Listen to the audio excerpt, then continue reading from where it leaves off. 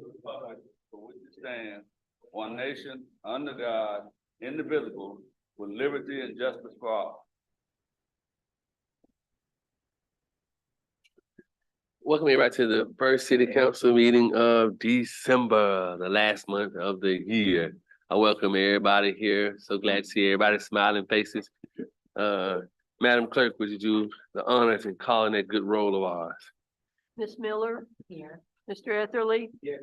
Ms. Harris? Dr. Miller? Ms. Davis and Mr. St. Columbia won't be here this evening. Oh, they can't be at home.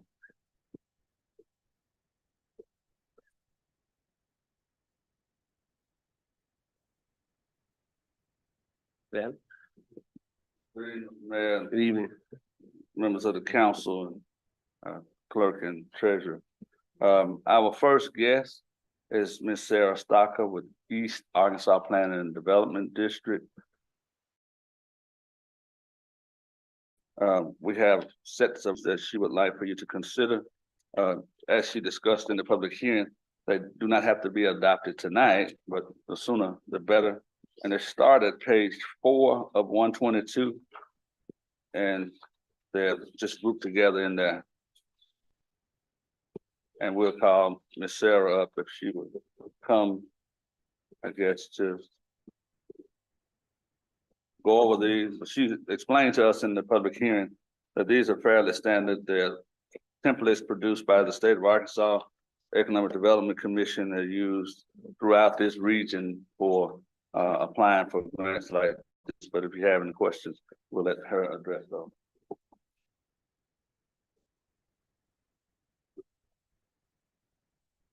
I'm Sarah Stalker with East Arkansas Planning and Development District out of Jonesboro. The city of Helena-West Helena is interested in applying for a grant through AEDC for the Community Development Block Program. And there are 4 resolutions that would have to be passed for the city of Helena-West Helena. We discussed them a little bit in the public hearing prior. I think you have copies of all 4 in front. We'll start with Exhibit B. This is a resolution authorizing the chief elected Mayor Franklin to sign an application for the city of Helena-West Helena to apply for grant funding. Page 9. Oh. This one will be number 7.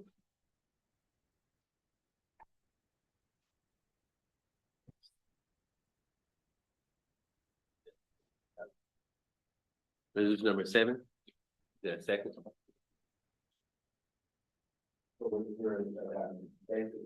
Right. Yes, sir. Okay. I second. Mr. Miller, second the motion. Any discussion? Madam Clerk, will call the roll. Harris? Yeah. Miller?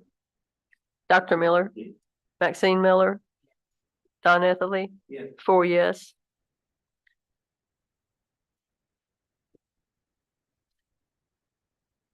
The next resolution. All right, I think the next one is page 10. This is a resolution for grant administrators. This is a resolution passing that myself at East Arkansas Planning and Development District will be the grant administrator for this project if awarded. Our fees do not come in until after award, and they are fully 100% paid by the funding agency. There will be no funding coming out of the city's pocket for our fees. But this is basically a resolution shortening saying that you would go into contract with us at EAPD and Helena-West Helena. Resolution number 8. 8. Move to adopt. Yeah. Where do you get your funding from? Arkansas Economic Development Commission, Okay. they pay our fee as well. Mr. Edwards moves. To move resolution number 8. It's on there in a second. I'll second. Mr. Miller, second the motion. Madam Clerk, will you call the roll, please? Ms. Harris? Yes. Mr. Etherly? Yes. Ms. Miller? Yes. Dr. Miller? Yes. 4 yes. Next resolution, please. Resolution number 9. If y'all want to do page 11, once I get some fair housing practices, This is another resolution that is required by Arkansas Economic Development Commission. This is basically stating that the city of Helena-West Helena does agree that they would ensure fair housing practices. If there are units offered for sale or for rent to the general public, that they would be publicly advertised to everyone equally within the city of Helena-West Helena. Move to adopt. Mr. Ether, to adopt resolution 9. Mr. Miller seconds the motion. Any discussion? Madam Clerk, will you call the roll? Dr. Miller, Yes. Mr. Etherly, Yes. Ms. Miller, Yeah. Ms. Harris, Yeah. 4 yes. Resolution number 10, exhibit F. Yes, this one is the resolution establishing the policy of prohibiting the use of excessive force. Like we talked about earlier in the public hearing, there are some of these projects in the bigger cities, and other states that may result in a non-violent protest. If there was, I'm just completely making this up, but if there was a water line that was gonna go through my yard, and I was furious about it, and I went and had a peaceful protest, this is stating that Helena-West Helena would not, the police would not use excessive force upon myself if I was having a peaceful protest outside regarding this project. Now, in my 4 years of doing this, I've never seen that in Northeast Arkansas. But that's what this is saying. If there was a protest for this project that excessive force would not be used. No, didn't the Constitution provide for that? But I mean, I'm all for it, but didn't the Constitution? That does, this may just be another layer that the HUD funding and the state requires, but it is on every single one. I know it kind of sounds a little silly and kind of redundant, but we do have to pass one for each one. Do I? It's a HUD practice. Yes, yes. And but once these are passed once, we don't have to pass them over and over and over again if applied at another date. The city doesn't use excessive force. Move to adopt. Mr. Ether move to adopt. Mr. Miller seconds the motion. Any discussion? This is resolution number 10, discussion. Madam Clerk, will you call the roll? Ms. Harris, Mr. Etherly, Yes. Ms. Miller, Yes. Dr. Miller, Yes. 4 yes. Ms. Sarah, thank you so much for your time. Thank you for stopping by. I see you tomorrow. Okay. It's Thursday. Thursday. Thursday. You have a school tomorrow. School tomorrow. Thank you. Thank you. Thank you, Mr. Valley. Thank you, sir. Thank you, sir. Gotta be careful on the road. Thank you all. All right. Do they need a copy of this tonight? Huh? Do they need a copy of We, this? we can keep scanning and email it. Sarah, the copy, we can scan and email it. Yeah, that's fine. Okay, That's just wanna make sure we got our wheels moving. Y'all have a good Thank you. night. All right, take care. Gonna be some money come through this thing. Next, then the item is retirement. Oh, There's an application for benefits. It's for me. Seriously. I served mayor from December 31st, 2005 to January 1st, 2011. And based on a change in the law in 2006, I believe it was, may have been 7, those mayors whose terms were shortened because of consolidation were entitled to retirement prorated based on the amount of time they actually served. And what the application basically says is that we approved this for 2 former mayors. One was already above the age of 60. That was Dr. Miller. And then Johnny Weaver was under the age of 60 and wanted it sooner. And there was a concern at the time as to what his pay should be. Should it have been what mine was or what his was at the time he was the mayor? Of course, my pay was higher than his. And there was an agreement reached by the city out of some litigation to set his salary at a number that they picked.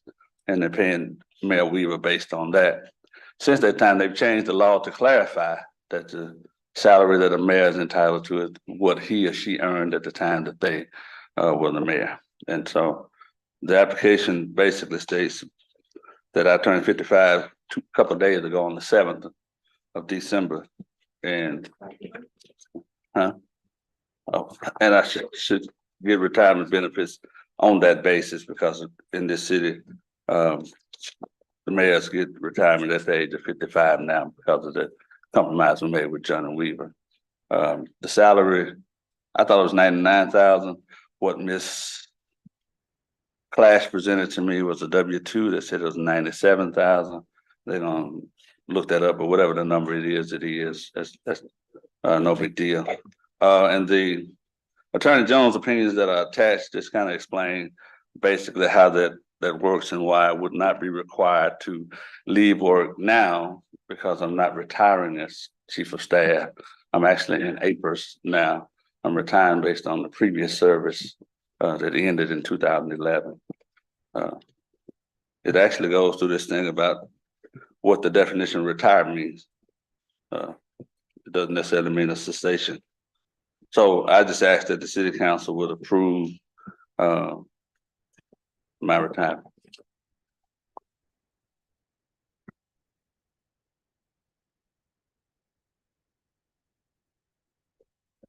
Years. Parts of 6, yes.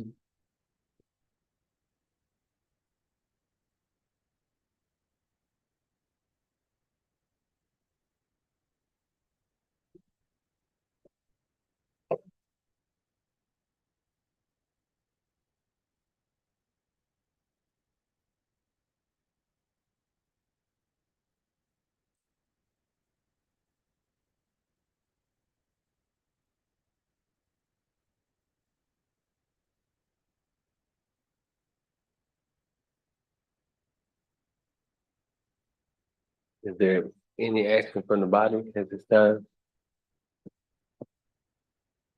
Would y'all like to keep reviewing it?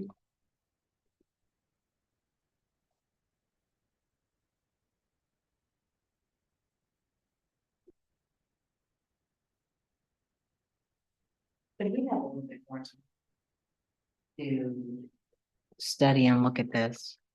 Is that okay with you? That's fine.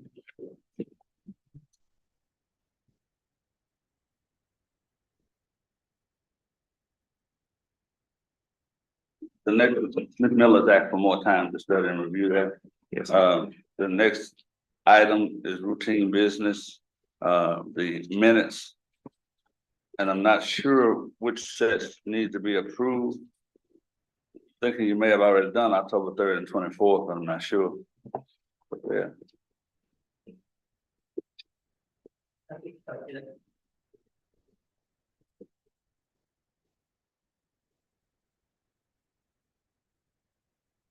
So November 28th. So is there a motion to approve 11/7/23 and 11/28/23? I'm thinking 11/7 is in the packet. It may have been emailed to him. Okay. But page 71 is November 28th.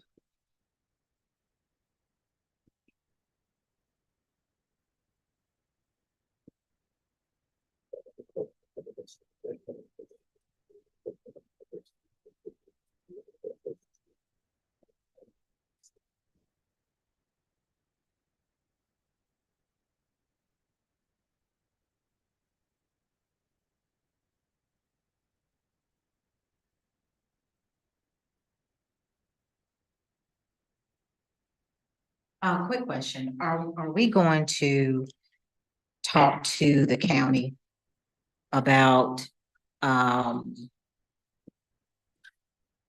what role, if any, they have in helping with this whole financial situation with the dogs? This is probably not the right time to ask it, but I'm just curious. Yeah, me and the judge were supposed to meet yesterday at 2:00. Something came about that we didn't get a chance to meet, so me and him will meet tomorrow, probably around 3:00. We're supposed to meet, so there is a meeting for me and him to set up about using some of the county's equipment to get rid of some of the blight that we have. So we're gonna work one more talking about that, and I'll bring that issue up on tomorrow, so we'll need about that.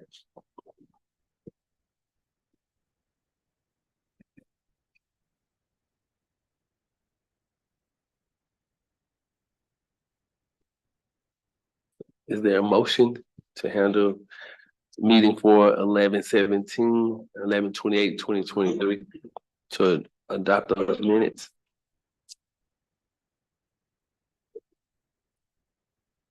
Or would y'all like more time? to adopt the minutes.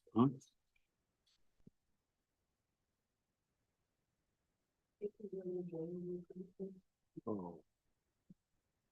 Y'all like do it in January? We,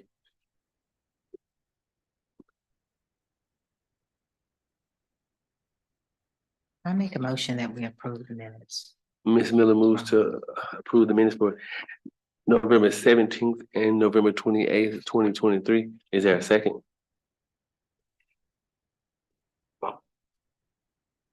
Second. Mr. Anthony seconds the motion. Any discussion? Madam Clerk, would you call the roll? Dr. Miller, Yes. Ms. Harris, Yes. Mr. Etherly, Yeah. Ms. Miller, Yes. 4 yes. All right, we're down to item 7B1, standing reports from our city treasurer. And I believe he's going to present the 2022 city audit first. And I need to go make some copies while he's doing it. That was a little rough last week. So- Audit. Oh, I'm sorry. I'm The sorry. city audit is not in this packet. It was mailed to you all. Not the, but from the. But what he's going to do, my understanding, is just read the findings, which we're required to do by the auditors. I just got it today. Yeah, I sure did.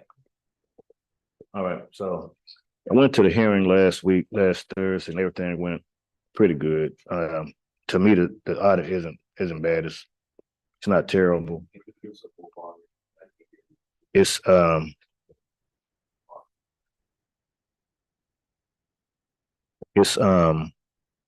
audit went pretty good. The hearing went pretty good. I don't think the findings are particularly something that you should be overly concerned about, but there are some little housekeeping things that we need to kind of pick up on. And so statute requires me to read you the findings within 10 days of receiving the audit. I think some of you guys, we put some of them in the boxes. I'm not sure if you got them, if everybody got their audit or whatever, but if not, we can get you a copy, or you can go online and get a copy. So I'm just going to read the findings right quick. Okay, so it says, the commentary contained in this letter relates to the following officials who held office during 2022. It was Mayor Kevin Smith, Treasurer Derek Turner, City Clerk Sandra Ramsey, District Court Clerk Charlotte Hansberry, District Court Judge Jason Carter, and A&P Director Hunter Gardner. It says, we would like to communicate the following items that came to our attention during this audit. The purpose of such comments is to provide constructive feedback and guidance in an effort to assist management in maintaining a satisfactory level of compliance with the state constitution, laws, and regulations, and to improve internal control. These matters were discussed previously with city officials during the course of our audit fieldwork and the exit conference. And so we have the first finding is for the advertising and promotion director, the city clerk, and the treasurer. So the A&P director was reimbursed $5,918 for the following expenses without adequate supporting documentation, in apparent conflict with Arkansas Constitution Article 12, Section 5, as interpreted by Attorney General Opinion Number 1991-410. It has listed $1,804 for meals, $1,500 $550 for mileage, $1,116 for miscellaneous office expenses, $1,001 for lodging, $399 for utilities, and $48 for alcoholic beverages. A similar finding was noted in the previous report. We have another finding for the mayor and advertising and promotion director. The city paid $1,025 to an organization affiliated with a commission member's spouse for supplies and various services without authorizing ordinances, in apparent conflict with Arkansas Code annotated 1442-107. A similar finding was noted in the previous report. The next findings for the mayor, and this is Mayor Kevin Smith. These findings for the mayor aren't for Mayor Franklin, it's for Kevin Smith. The next findings for the mayor. The city pays $7,292 to a business owned by an employee for heating and cooling services without an authorizing ordinance, in apparent conflict with Arkansas Code annotated 1442-107. A similar finding was noted in the previous report. The minutes of the governing body did not document a review of the prior year report and accompanying comments at the first regularly scheduled meeting following receipt of the report, as required by Arkansas Code annotated 10-4418. And that's the statute I was referring to when I have to read this to you. The mayor did not prepare and submit to the municipal governing body a complete report on the finances and administrative activities of the city during the previous year, as required by Arkansas Code annotated 1458-302. The next finding is for the mayor and treasurer.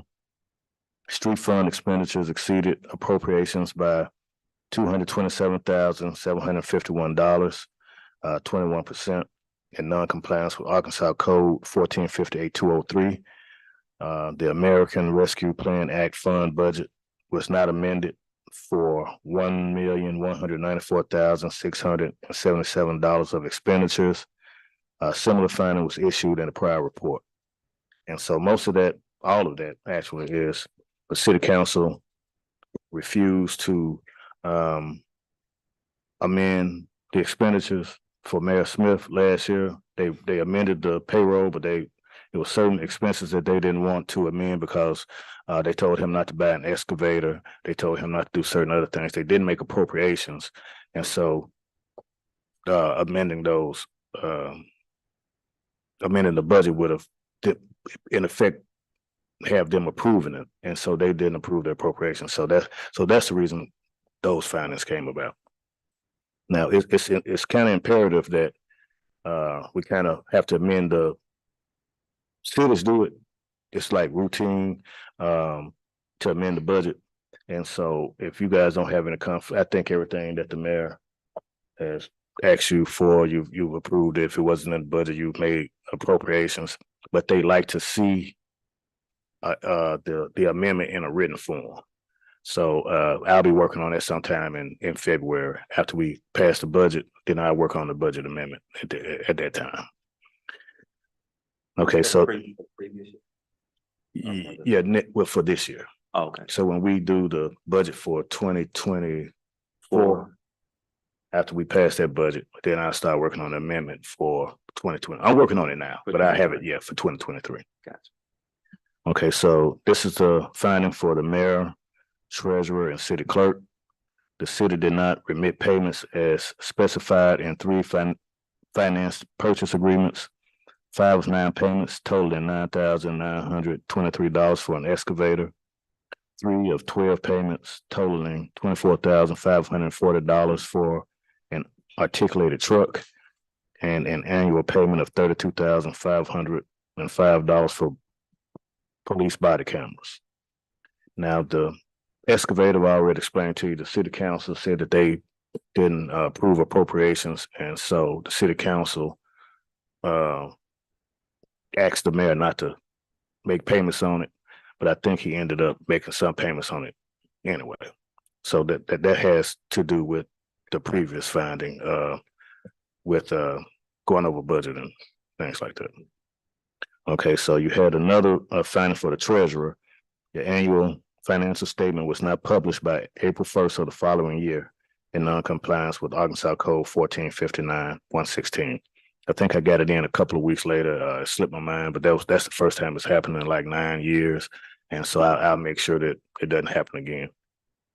And the last one is for the district court clerk and district court judge. The district court clerk was in non-compliance with Arkansas Code 1610-209 and other proper accounting procedures due to balances remaining in the bank were not identified, were receipts issued for cases not yet adjudicated, and payments made on all unpaid individual time pay accounts for the years 2013 through 2022. The balance remaining in the bank was $15,446 more than the listing of receipts issued for cases not yet adjudicated and payments on unpaid time pay accounts. A similar finding was issued in the 2 previous reports.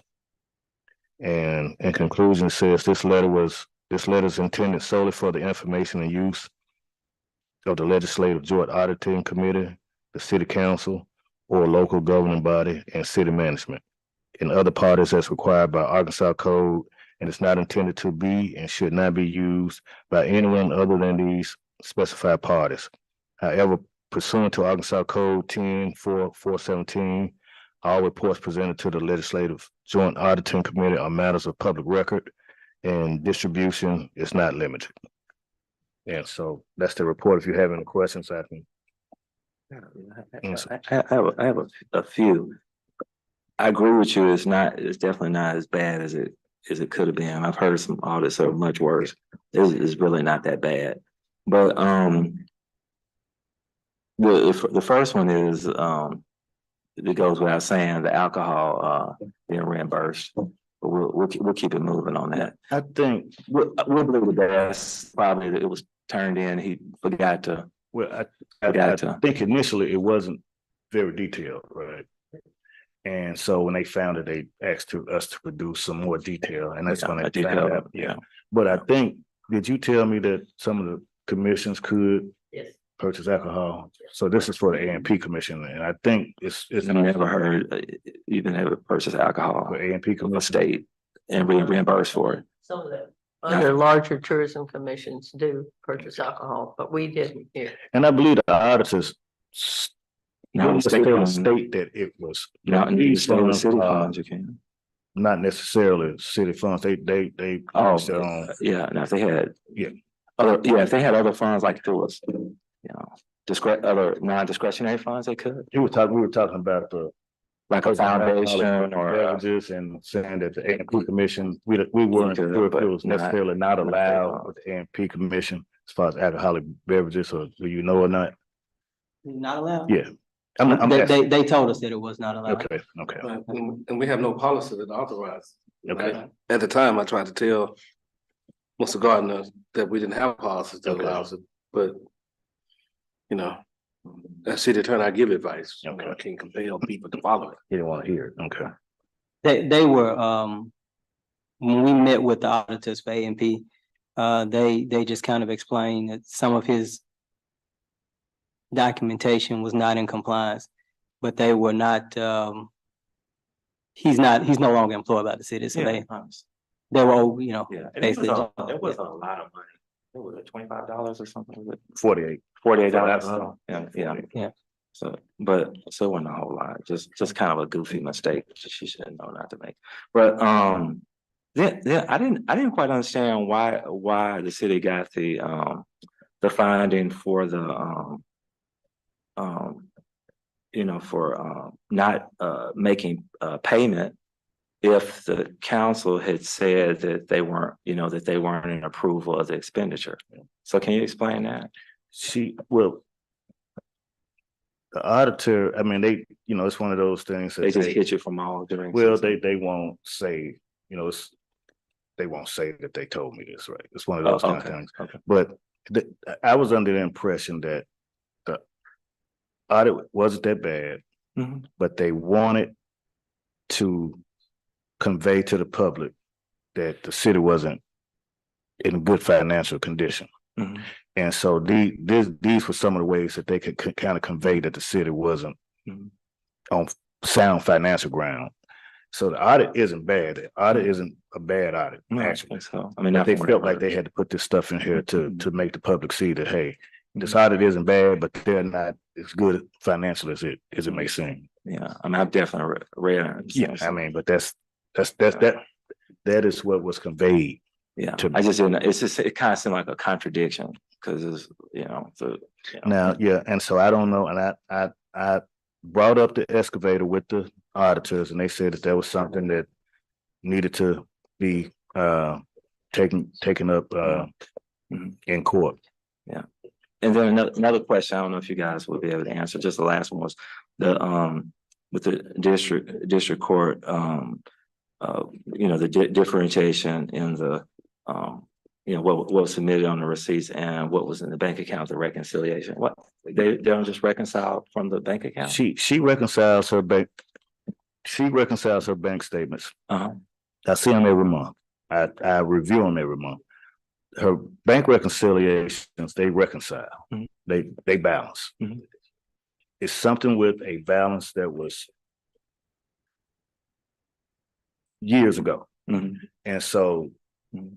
it's difficult for her to come up with that balance. They've been balancing for the last several years, Mhm. Mhm. but they just can't find what this is. It's one place where Yes, it's the same amount. Mhm. And so they can't find it. I understand. So it's just one of those technical things that they have to write you up for. Yeah. Even though it shows $15,000 more than it should, I guess. Yeah. She balances every month. I understand. It seems like they should be able to Make the correction. make a correction and keep it moving. We had a similar situation for DCC. So, But these are pass-through account. This is a pass-through account, so it's a little bit more involved than just making the adjustment. It's not really the city's money. This money is going from here, and then it's being distributed to the general fund, the county, and the state. And so it's a little bit more involved than just making that simple adjustment. You have to really account for it. So that's the issue with that. Any more questions? That's it, Chief of Staff. Oh, and just real quick. So when just for clarification, I think I know the answer to this. So when we have a situation where like our expenditures are over the allocation, which that's gonna happen because you put your budget together, and then, for instance, we want to buy a lawnmower or something, and and it costs more than what we had budgeted. Mhm. So then that's when we do the correction. Yeah. Okay. And that's what most cities in the state of Arkansas, they pass the budget, go throughout the year making expenditures, and everybody has to amend the budget, and everybody amends the budget to actual. That's just one of the things they do. I was in a workshop a couple of months ago, and the guy said, I don't know why you guys have to do this budget when at the end of the year, the auditors require you to amend it to actual. But it's just a requirement. The state law requires that you adopt a budget, and they would like for you to amend the budget to actual. I think it's a rather straightforward issue. When the city council told former Mayor Smith not to purchase excavator for $100-some thousand, and he went headstrong and purchased it, and never was budgeted, never approved, and there were other expenditures that they alleged happened that way, the council dug his feet in and said, we're not going to approve the reconciliation budget because we don't know where we'll be approving. And the auditors have previously said, well, if you do a reconciliation budget, you're approving all the former expenditures. And that happened, that was discussion for probably 4 or 5 months. And they got real heated in November, December of that year, right before the end of the year. And so it was fresh in the council's mind now I can't say the other, Mr. Ethelyn, Mr. Franklin, or were here. I can't say what was in their heads, but that was basically what happened is you got to that conversation because He went headstrong, insisted they're gonna use the excavator. They didn't approve it. And then he started using it. Yeah. And so from a practical standpoint, to fill in the gap for your one question, Well, the city was using the equipment. And so I think that's why. also maybe they said, well, yeah, well, since you're using it, you should be paying, but maybe that was their logic. I think that was the logic, to be candid and forthright with you. Because he was already using it and using it at numerous sites. Yeah, so they should just went out and paid the bill. So my thing is this, that's why I try to make sure I give you all the paperwork that you see around this table, because I want you all to know what I'm doing with city's funds. I'm not trying to hide anything.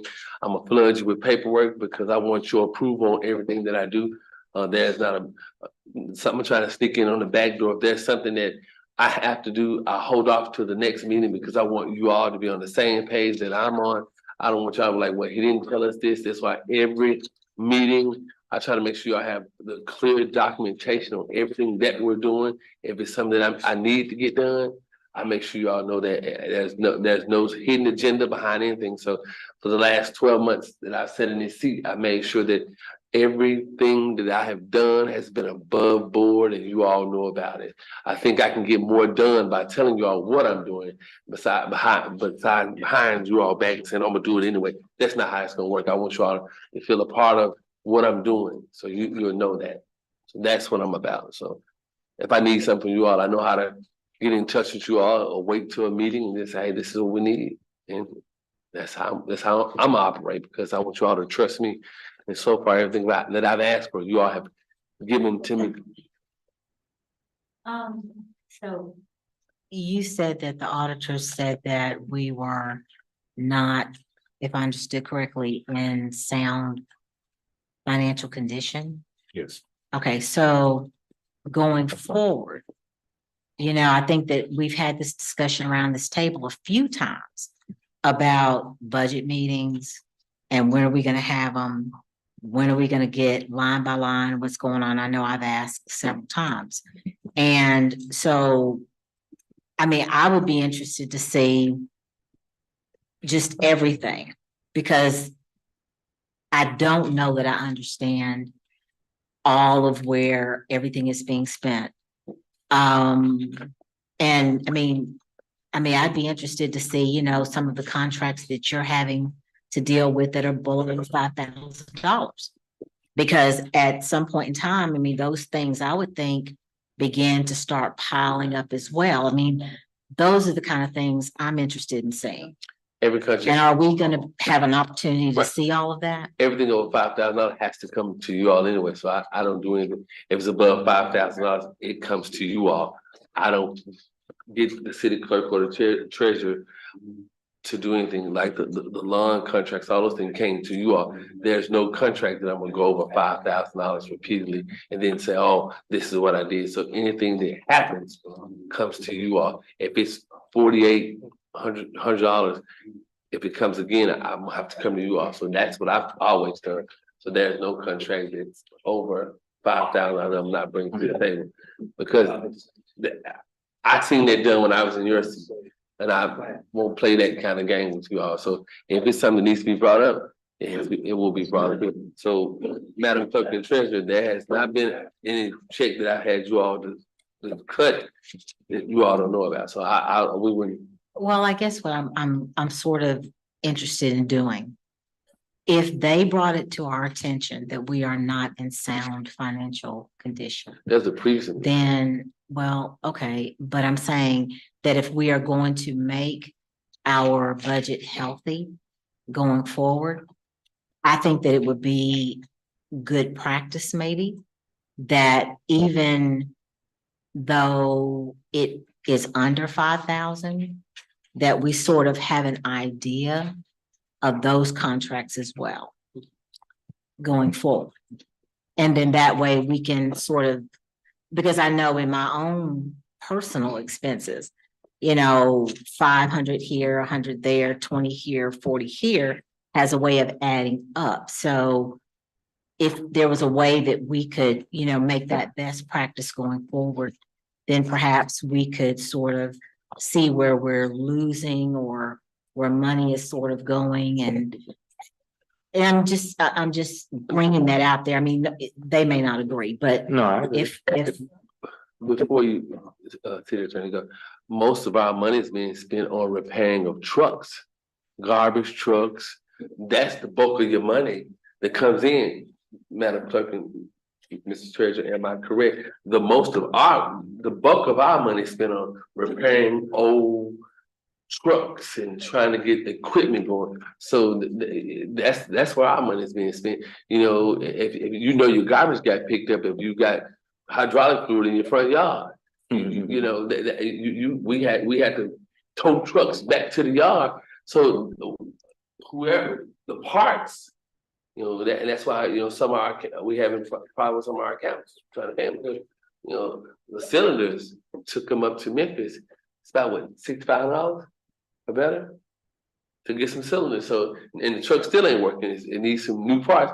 All the money we spent on repairing trucks for street and sanitation department, we could have bought a brand new garbage truck. We paid hundreds of thousands of dollars to make sure that to repair beat up trucks that goes to the rent for the landfill.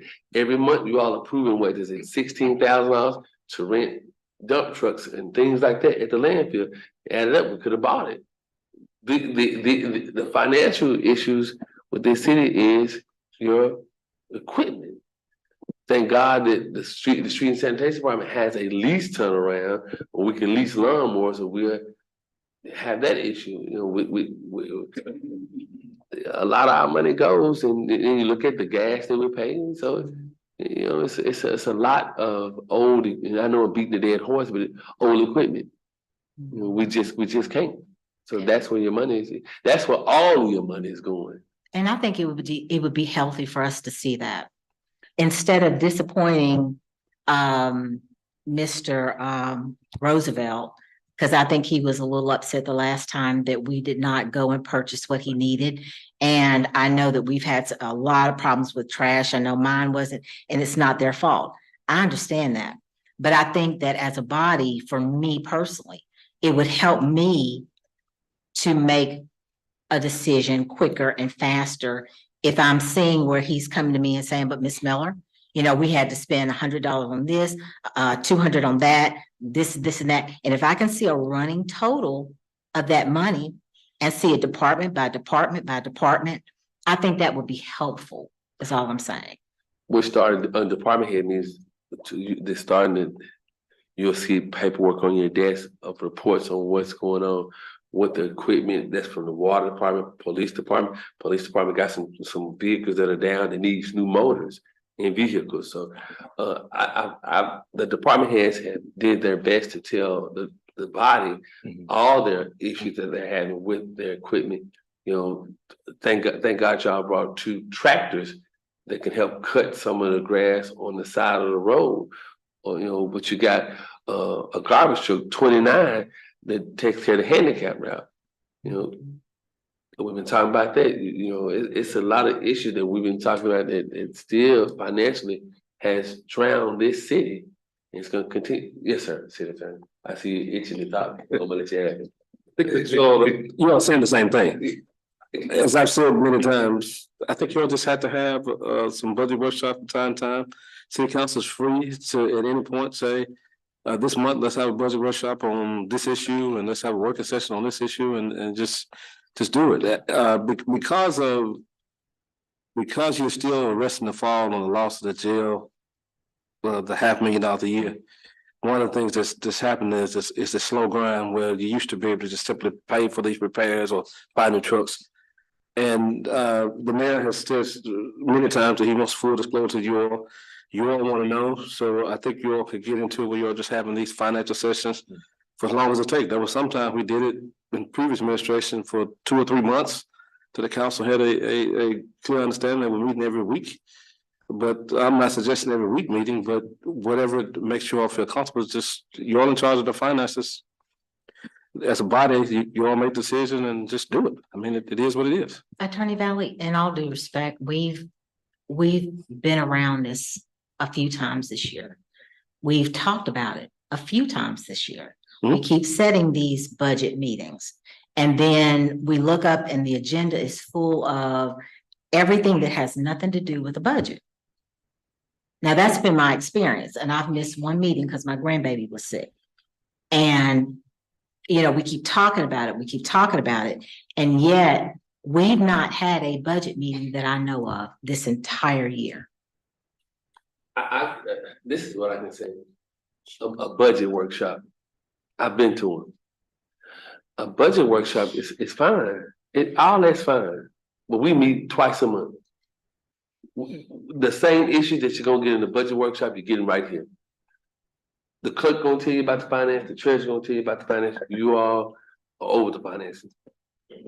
When these department heads come here, they're not whining about ordinary issues. They're telling you see it on Facebook, you see it all around town, that these issues, you know, we take care of the police department, and you got code enforcement, take care of code enforcement, you got street and sanitation. These are pressing issues that it's gonna always be here. You know, we ask the question, treasurer, can we afford it? We ask the question, city clerk, can we afford it? You know, they imagine say, yeah, we can afford it, and then we go on. The only thing I can tell you about all this is, you know, you're gonna have to make some tough decisions. We have to get it or we don't. You know, we're here to please a whole lot of folks, and I think the community is one of the hardest people to please. Everybody around this table got a critic that don't like something that we're doing. But I say this: go back and look at all these meetings and just think about it. Ms. Harris, Ms. Miller, Mr. Miller, y'all are new to the game. Mr. Edler, and these some of the same issues we've had for the past, I know when I say it, 12 years. They ain't gonna get no better until we decide that y'all gonna take charge and say, hey, look, we need this equipment, let's get it. Because the same issues. For the first 30 years, with not having a dump truck to get up the hill, to put dirt down so people can get up the hill when it snows. These are the same issues we're gonna have. You're gonna keep having garbage trucks leaking fluid. We pay more money in buying hydraulic fluid. We have to buy a pallet of hydraulic fluid. That's like $966. We have to buy it. And you see the hydraulic fluid in your yard. Mr. Collins can come in and tell you, oh, we need a new garbage truck. He can tell you that. But we ought to know that we need a garbage truck when you go home and your trash ain't empty. You know, that's what they do every day. You know, it's just like an ambulance. You know, if somebody calls for help and they don't have your house number, they go to the house next door. So I think at some point we just gotta. I think the chief of staff. I know, but I just want to understand that we just got to get some stuff. You know, Yes, sir. we're gonna continue. We're going to continue to have the same issues. Yes, sir. Mr. Mayor, Mr. City Treasurer, I've listened to everybody carefully. I think Ms. Miller has a very basic question, and I want to know, for her sake, is there a report that somebody can produce to give to her that addresses her concerns? Yes. Mr. Treasurer. Get a monthly treasury report. All this stuff is in the treasury report, the revenues and expenditures. Is it set out in the way that she's asking, where she can tell department by department what's being spent? It's by department and it's by salaries and payroll and supplies and. Okay, does it have a list of everybody who's employed with the city? No. Okay, so if a person is employed with the city and they have benefits and salary, and that's not included in that report, that is an expenditure, right? But it has the like say the fire department for that month, it has the lot fee, the retirement benefits. It has it for that month, and it has the payroll for that month, it has the overtime for that month, it has the holiday pay for that month. And then there's another column that shows year to date from January to whatever that month is. And then it has the budget, and then it has that budget variance. It's in that report, but now it doesn't, it's not detailed to tell you exactly how much we spend on this particular hydraulic fluid. It's not by vendor. I can't tell you, the report doesn't show you how much we paid AutoZone or Double Quick or whatever, but it's going to give you some general financial information. It's going to be revenues, and it's going to be expenditures. It's gonna tell you how much we spent on uniforms for the fire department, uniforms for the police department. Yeah, I think you're asking for a check register. Yeah, Yeah. I want- You asked for Yeah, the check that was a specific report, yes, so Yeah. you got to let me know if that's what you want. I can. I don't know about, I think she's asking for the ledger. Okay. I'm hearing the check register, but I'm hearing something different also. You can correct me if I'm wrong. But you use the sanitation as an example. And you asked about repairs and how much are repairs. And I was sitting here going, that's the question that I asked him the night that he presented. I said, how much are you spending on a monthly basis on repairs? Because if we're spending what it would take to buy a new truck, if you just give it to us, then it may be more cost effective for us to just buy a new truck. He hasn't been back. And so that was the issue that I was trying to get at. At some point, it doesn't make financial sense to fix a truck every month. What the mayor said, but that wasn't presented to us in that format. And I think that's what she's asking. Okay. I think she wants to know, what are we spending? Because the financial reports are just cold documents. They Right. don't speak to you and Yeah. say, this is what happened last week. I think she wants to know what happened. Okay. Yeah. I mean, like, we got this report today about, truck and fumes and oil and whatever. And what will go along with that for us in terms of money is, okay, now what does it cost to fix it? Okay. And how much would it cost to buy a new truck? At some point, one is cheaper than the other. Yeah. And we want to make the best financial. At least I think that's what she said. And that was my perspective the night that he was here. He was a little upset with me for asking the question, but I thought it was a financial question. Right, like the mayor said, if we're buying pallets of hydraulic fluid, how much hydraulic fluid, things like that, yeah. In the case of the landfill, we had talked about a truck, and we let 2 trucks get by, and we came back the next meeting and paid $16,000 for rental. And the truck was $24,000. So I just really think that, I know it's a lot to process. We have, with this landfill and other issues, we have bought the people who we're renting from new equipment, and we have, if they decide today not to let us rent that stuff, they pay for their stuff, and we still have nothing. We got stuff on the yard that we can't use, and anything that makes the city money, we ought to keep it afloat or get something that's gonna work. And I do have some concerns about bids. Because there was a situation where we were here in a meeting and there was a bid on our paper that I thought was exorbitant. And we had paid that. But this was the first time we heard of it. And it was to a local person. And, it's, okay. And I'll tell you where I guess I'm kind of flip-flop. If a person does the work for the city, then I think in good conscience, we need to go ahead and pay them. Because if I've done the work, then I want my money. Mhm. However, if I have not, if my bid was not the lowest and there was someone else who could have done it, then I think I have a little concern about that. So I guess I would like to see us be a little bit more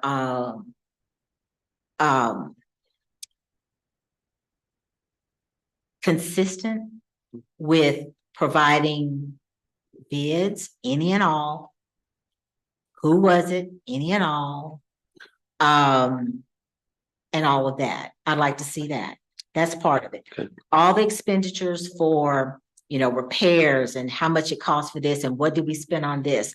I don't care if the tally is this long.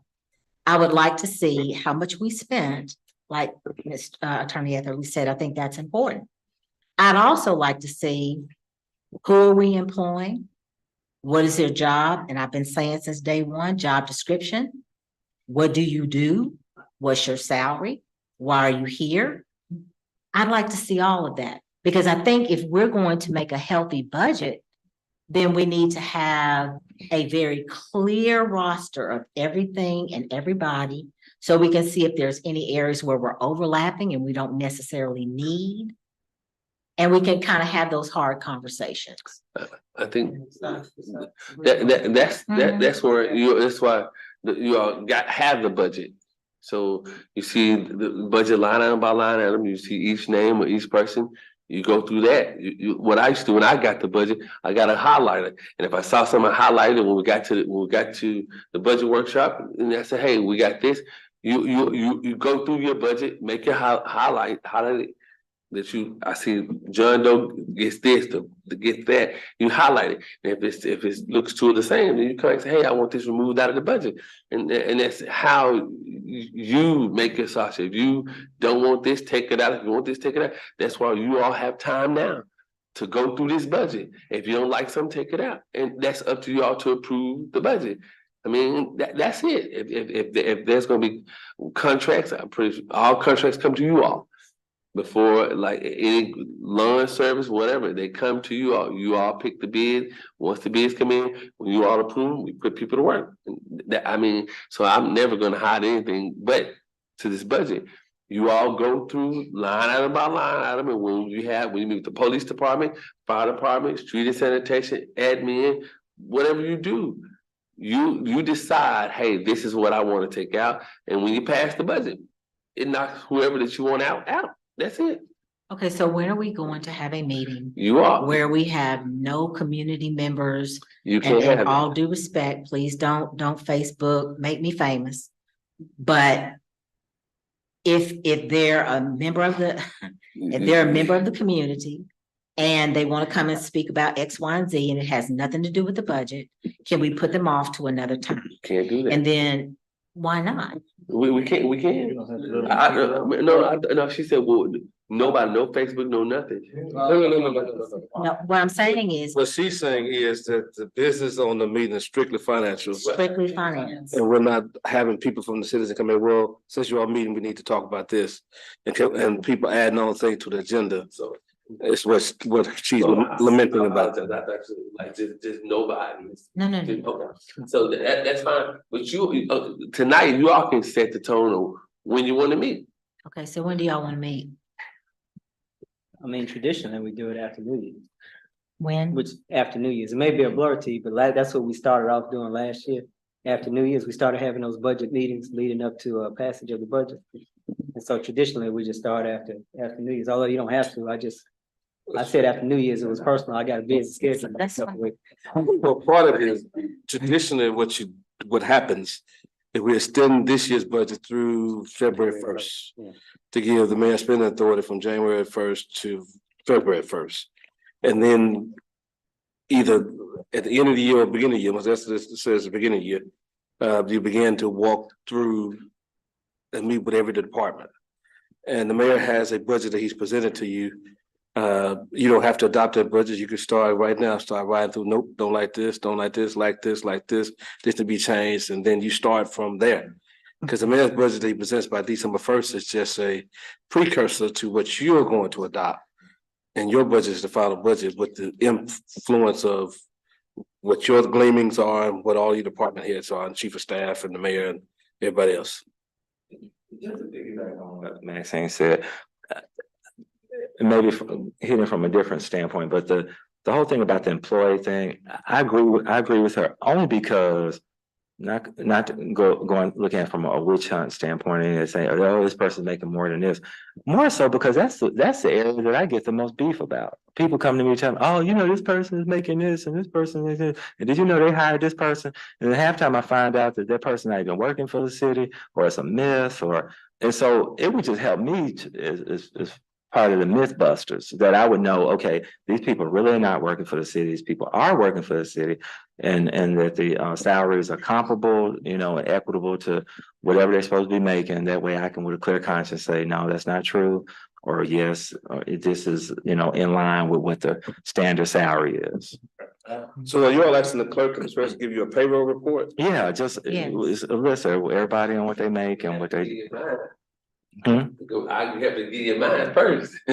I mean, we already know what you make. I mean, already know what you make. But at the budget, I put an addendum at the end of the budget for all the positions that I didn't put names on them, but I put the positions and what they're listed in the base pay. Okay, that's okay. And so but it's at the back of that budget that the mayor presented on Okay. December. I think we gave it to you on November 30th. So it's an addendum in the back, and it lists every Okay, position. it's on the back of this. Yeah, well, Okay, yeah, that's it's, okay. yeah. it's I on don't the back. necessarily have to, I don't think I have to have names. but- And it, yeah, and so it lists every position and the current salaries. Okay. And so for his budget, we just listed the current salary, and we made the current salary, the proposed salary, because we want to do any increases, we know we need to get your approval in the first place. One on there, okay. I'm saying like this, I don't have anything to hide from y'all. Well, that's always an area that people get all excited about, salary, how much you're making, and somebody's making more than you and all that stuff. Somebody making more than me every day of the week. Well, of course, everybody. But makes somewhere. I'm here. At your beck and call. I see folks getting 87, 90, 75. Some folks right at 99.5. But I'm still here, working for your dollars, doing the best I can with what I got. So are we going to tentatively set a date for a budget? Miss Melissa, it's up to you. I'm here. After New I'm Year's. here. If you request it, we'll be here next week. I'll be here. So, Mr. Esler, like, is it like the first week of January or like? I mean, it's just based on, Before or everybody. after the first meeting? Yeah, what, if you wanna do them now, I mean, okay, so our first meeting will be on January the 1st. No, the second, oh, do you want me to use that? Yeah. the first meeting, that's Sunday. The second is, oh, I'm sorry, it is. Mhm. My eyes, and Yeah, I'll be wearing glasses like Andre, so. I got But it is Tuesday, so January 2nd, we can set from there based on everybody's schedule, or we can set now. I mean, we'll have nearly 30 days. On the second, then you guys have certain things that you need to do. The signatures and all this other little housekeeping stuff that you guys do in that first meeting, then you can set the date that you want. It Yeah. could be the next day if you wanted it to.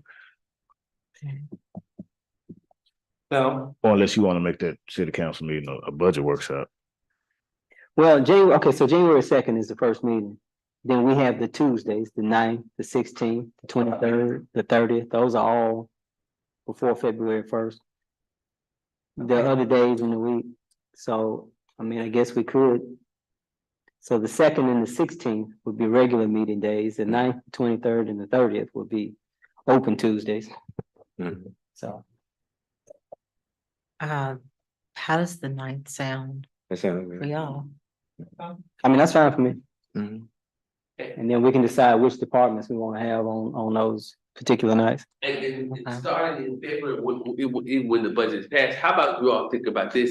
You know, you said budget workshop, let's have a financial workshop meeting once a month besides city council meeting, so you all can see if there's something you all looking for, we can help provide. And if you were, like, if you get to February and decide, hey, have two regular meetings and have a financial meeting so you all can be hands-on. I'm willing to open up the door for anything that you all are looking for and want to know, so that at the financial meeting, you say, look, we're gonna start having a financial meeting to see this is that, why is this here? So you all get a better feel of what's going on.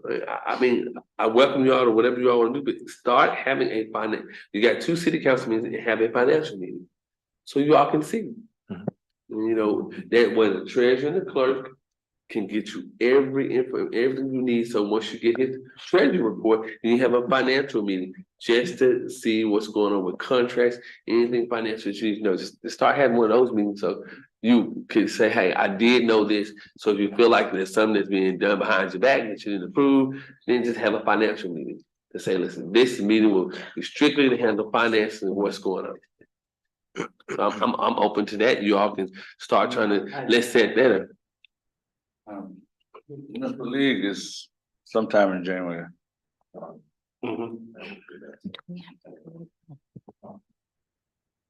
Do we, You won't be on tonight. do we have to go to that? I don't know when it is. It's never gonna be, it's not. It's Wednesday, Thursday, Friday. Yeah.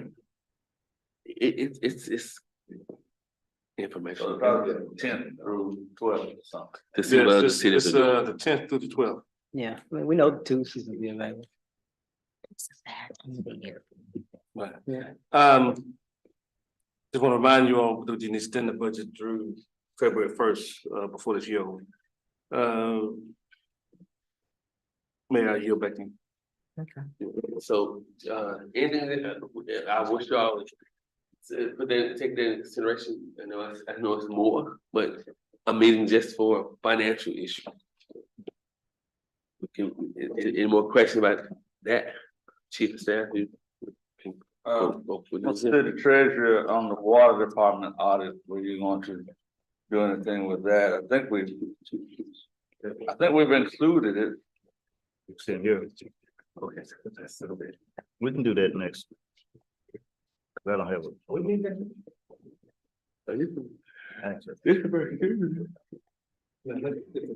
They're like, yeah, second meeting. It's the second meeting. We are meeting next week. I didn't know that. next week. The 19th. Oh, it's rare. It's up to you all. I'm here. I'm here whenever y'all want me to be. Tomorrow night, the next night, the night after, back on Monday. So, Mr. Ryder, we got, there is a ordinance number 12. Can we take care of ordinance number 12? That's the conflict ordinance on Vandal land. Yes. Yes, we passed similar conflict ordinances relating to two other city officials, and you heard the audit report where the city was cited for 2 consecutive years by A&P for having a contract with someone who was a relative of a city official. Vandal Bland Jr. is on the planning commission, and we have a contract with Vandal Bland Senior. He's done some legal work for the city, and as such, we have specifically passed an ordinance that authorizes that. He's handling some conflicts for the city attorney's office. The report that Mr. Turner just read was relating to the A&P. But last city council meeting, we approved one relating to Mr. Will Staley. We also approved the second one relating to Mr. Ashley Tyler. But we didn't have this one drafted for Vandal Bland Senior. It's ordinance number 12, 2020. Vandal Jr. is on the planning commission.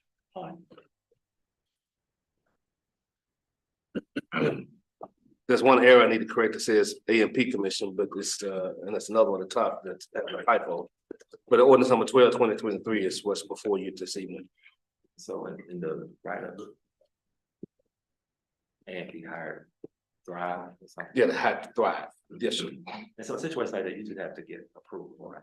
You have to get approval, and they want a specific ordinance, not just a general carte blanche ordinance, and you can do X amount. We're supposed to do both. Have one that authorizes that a person can enter into a contract with the city. And a specific second authorization specific to that individual and addressing the conflict. They told us they wanted essentially a double approval. Correct. When A&P, when we met with the auditors, they essentially wanted a double approval. So one general, one specific. Right. So the general approval allows a person that's a relative of someone to do business with the city. And then there has to be a specific approval for that individual, acknowledging the actual conflict, the individual and the other officer who's a officer of the city, and Vandal Bland Jr. is an officer on the planning commission. And what the auditors told us, we had a different meeting than Mr. Esley, but basically they wanted to make sure that the city council knew what the conflict was and who the people are. So passing the ordinance is as much an approval as it is an acknowledgement that you know that it's going on. Right. So it's ordinance number 12, 2023. We'd have to suspend the rules, place on its third final reading the title only, if there's a motion to do so. Some, Mr. Evans moved order. Well, Third final reading. Is there a second? I second. Ms. Miller seconds the motion. Any discussion? Madam Clerk, will you call the roll, please? Dr. Miller, Yes. Ms. Harris, Mr. Etherly, yes, Ms. Miller, Yes. Okay, so ordinance number 12/2023, an ordinance waiving a conflict of interest regarding a vendor or contractor who is related to a specific city employee or for a commission member, repealing all ordinance or parts of ordinance or parts of ordinances in conflict therewith in the planned emergency. I will correct those two typographic errors there. Is that motion to adopt? So Ms. Miller moves to adopt. Is there a second? Mr. Kyle Miller moves to, second to the motion. Any discussion? Madam Clerk, will you call the roll, please? Mr. Etherly, Yes. Ms. Miller, yes. Ms. Dr. Miller, Yes. Ms. Harris, 4 yes. Okay, is there a motion on the emergency clause? So, Mr. Etherly moves to, on the emergency clause. Is there a second? someone, I asked a question, but someone. So there's Second. Ms. Miller seconds the motion. Any discussion?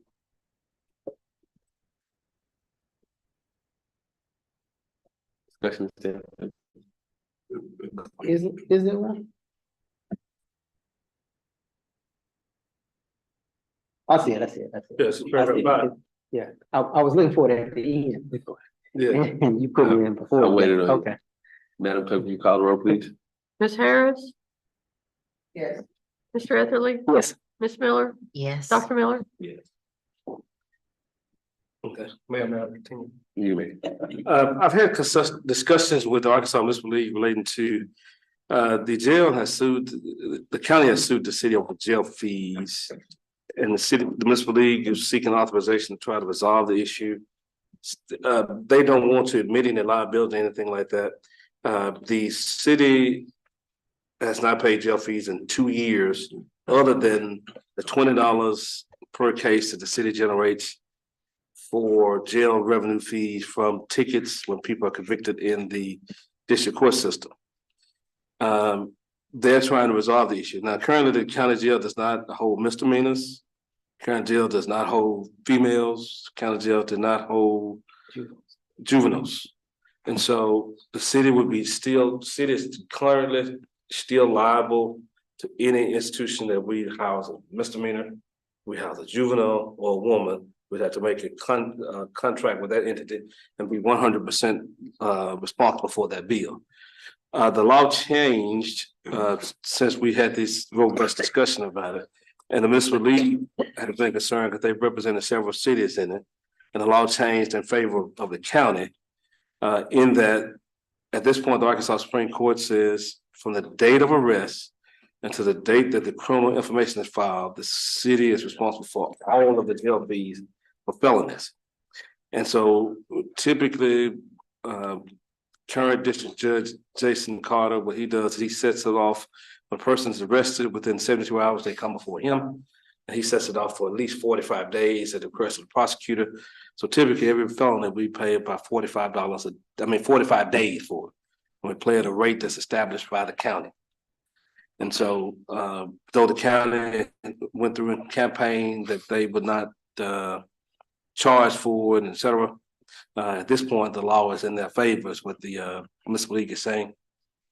And so they wanted, well, let me take that back. They didn't say it's in their favor. They're saying that the city should seek to try to negotiate to resolve this issue and maybe make them some offer.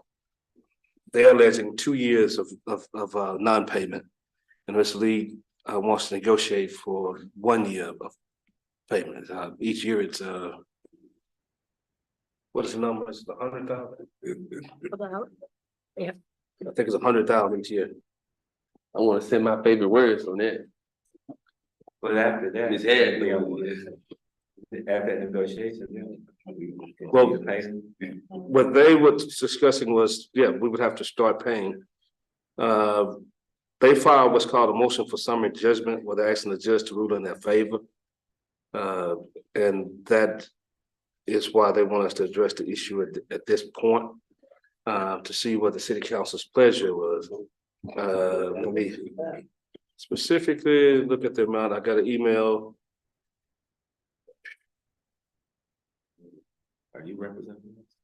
The Arkansas Municipal League representing the city. Oh, and they're telling us to settle.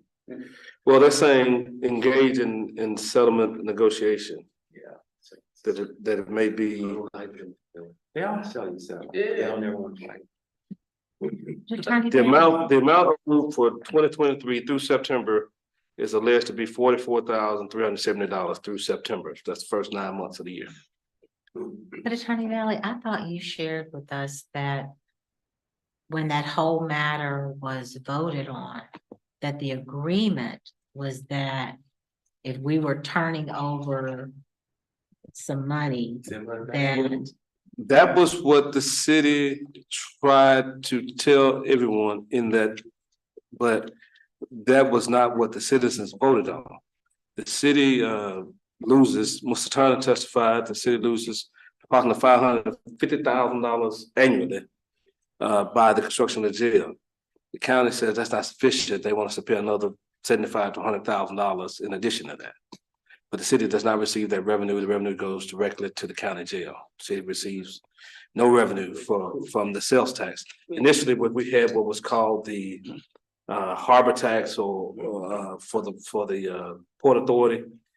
And the city received revenues from that. And Mr. Turner initially said we would lose approximately 700,000. Since then, he has real data that shows that we lose about 550,000. Is that correct, Mr. Turner? Annually.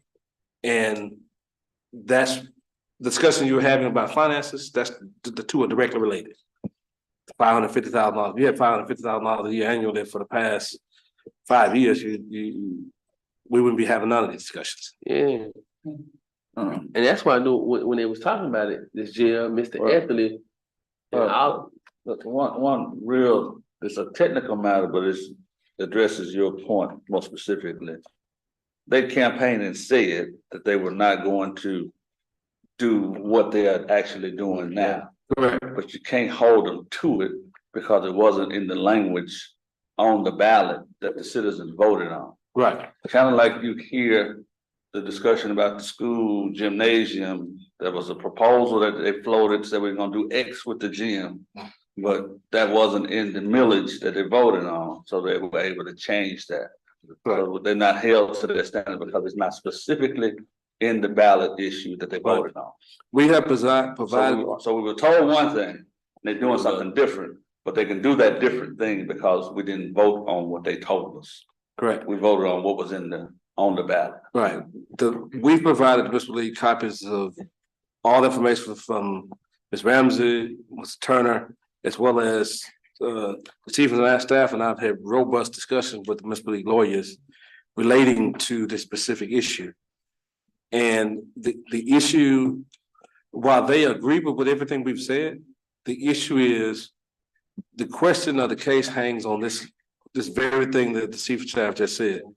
The ballot title did not say what everybody discussed, and we didn't write the ballot title.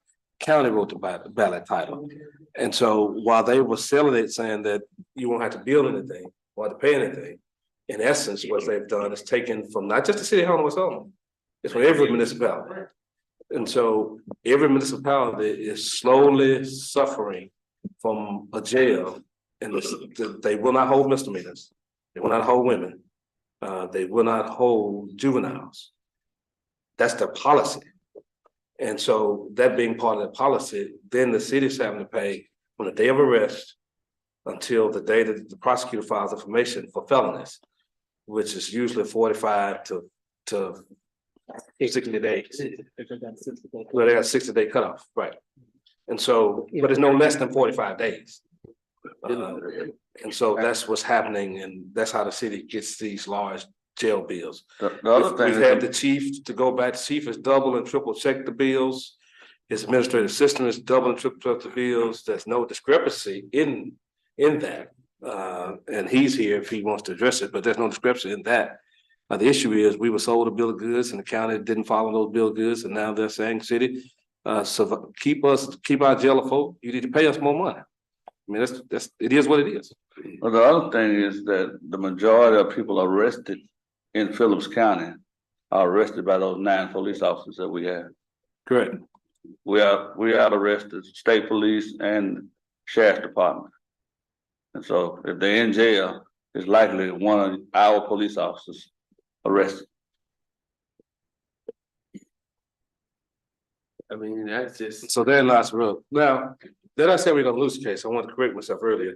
They said there's a risk because what the ballot title shows, the ballot title does not show that they will not bill the city's additional monies.